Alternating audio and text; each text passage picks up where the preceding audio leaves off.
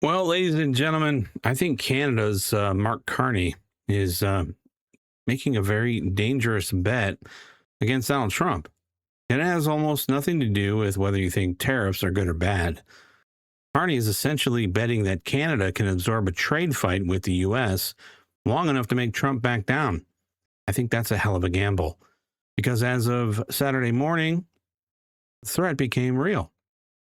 Trump has issued a new 50% tariff on roughly $20 billion in Canadian goods. It's now in effect. Canada says it's going to retaliate dollar for dollar beginning on September 8th. And now we're about to find out who actually has the leverage because talking tough at a press conference against one of the toughest leaders in the world is easy, I guess. But paying for it, that's a different story. Now, Trump originally had these tariffs scheduled to begin on August 19th. On the 18th, he gave Canada 3 more days. The White House even said that negotiations had progressed far enough that Canada had expressed a commitment to address the trade discrimination that the administration had identified. So Trump waited 3 days. That was it. And I think what happened next is much more important than the pause itself, because if Trump had extended the deadline again and again and again, then Mark Carney in Canada would have learned something. They would have learned that, the tariff threat was negotiable, but the deadline wasn't real. But that's not what happened. The talks actually fell apart. Then the clock hit midnight Saturday morning, and the tariffs activated. And Trump changed the negotiation pattern. Now there's an actual cost attached to saying no. And where I think the picture is kind of being lost here is that this isn't really a fight over $20 billion worth of hockey sticks.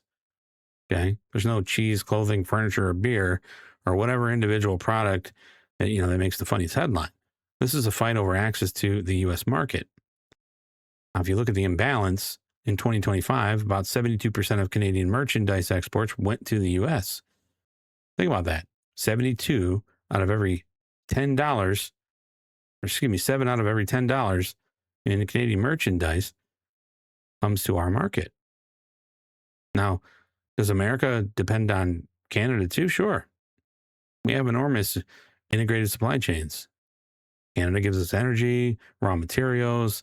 They buy hundreds of billions of dollars in American products. Nobody with a functioning brain is going to pretend that you can tear apart that relationship without any consequences on both sides. But the dependencies are not symmetrical. Canada needs access to the American consumer market way more than America needs access to Canada's consumer market. And that's not debatable. That is leverage that Trump is trying to use. Not because tariffs are magic or because 50% is some magical number, because the U.S. controls access to the most valuable consumer market on earth. And Trump is saying, if you want privileged access to that market, then the terms have to work for us too. It's his entire argument. And there's another thing getting lost, is that Trump didn't slap 50% on everything Canada exports, not like the media would want you to believe. Energy is excluded. Potash is excluded. Fish and other categories are excluded. Products already facing other tariff actions are treated separately. In the current package, it's roughly 5% of Canadian exports to the U.S. So that tells me something. I don't think this is economic carpet bombing. It's targeted pressure. And more importantly, Section 338 gives Trump the ability to modify, suspend, or revoke it, which means he has room to move in either direction. So if Canada makes concessions, Trump can back the tariffs down. If they don't move, he can increase the pressure. That's how leverage is supposed to work, folks. But you have to think about Mark Carney. He says America changed the terms late in negotiations, that the U.S. asked too much and offered too little.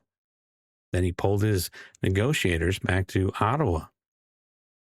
And he's turned into this crybaby, saying this is a much bigger argument about Canadian sovereignty.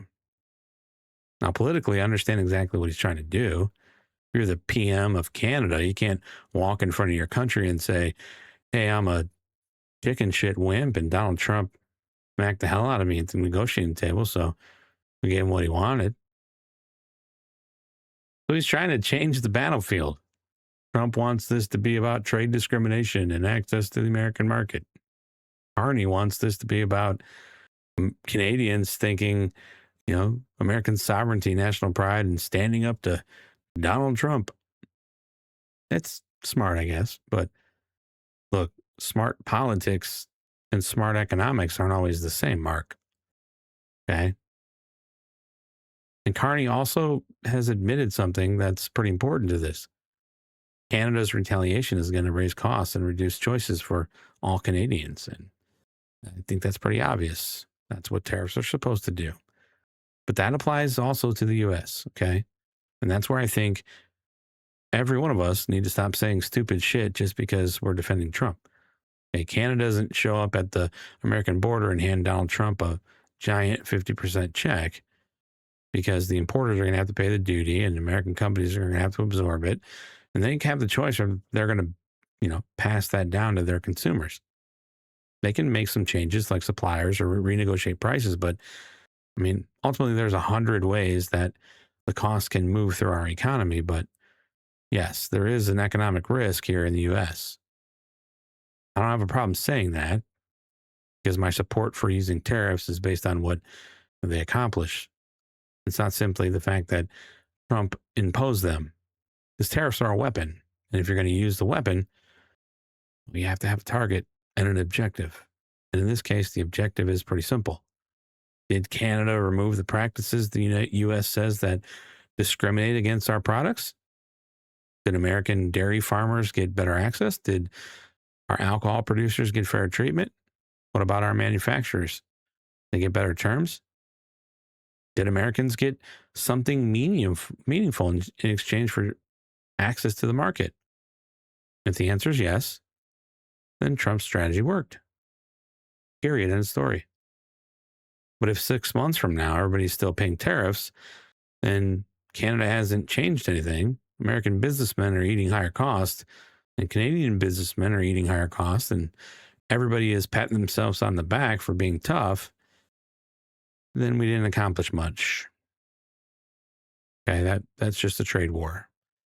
But I don't think that's what Trump wants. I think he wants a deal, but he wants Canada to believe that refusing the deal will cost more than accepting one. And that is why I think Carney has put himself in a pretty tough spot. Now, here's what happens next. September 8th, that's what we got to watch. Carney has a clock and it's running. If he goes back to the negotiation table before September 8th and gives Trump some concessions, then Trump's going to say, no, tariffs worked. And he'll have a pretty damn good reason to say that. But if Carney refuses to move and then launches some retaliatory tariffs, and Canadian consumers and businesses start absorbing these additional costs too, then the question becomes whether or not Carney is willing to keep the price or proving that Donald Trump can't push him around, because that's where this starts becoming political. Trump isn't just testing Carney and Canadian trade policy. He's testing Carney in specific. And Carney's trying to test Trump back. Carney's bet is that Canada can withstand the pressure and, Canadians will rally around national pride and make the political cost of the tariffs high enough that Trump is going to give up something. Trump's betting the opposite. He's betting that when more than 7 out of every 10 Canadian export dollars come from our market, Canada is going to decide that access to that market is worth making some concessions. I'd bet on Trump's side if I were able to choose. The U.S. That doesn't mean Canada folds. Doesn't mean Carney's stupid. It absolutely doesn't mean there aren't costs for Americans. It just means the U.S. has entered this negotiating table and understands that we're holding the bigger economic card. And we have a president that's willing to play it. That's what's changed. So Why would you not want President Trump holding the cards here? Why would you not want him negotiating for the United States? I always will. Carney, you can play tough, buddy, but history has shown Trump is the negotiating master. I don't want to see any of my Canadian friends up there paying any more than they have to, but I don't know. Let me know what you think. Think Carney comes back to the table before the September 8th deadline, or think he's going to decide whether President Trump needs to tough it out and give him what they want up there? I think Trump wins. I'm telling you. Don't bet against that man.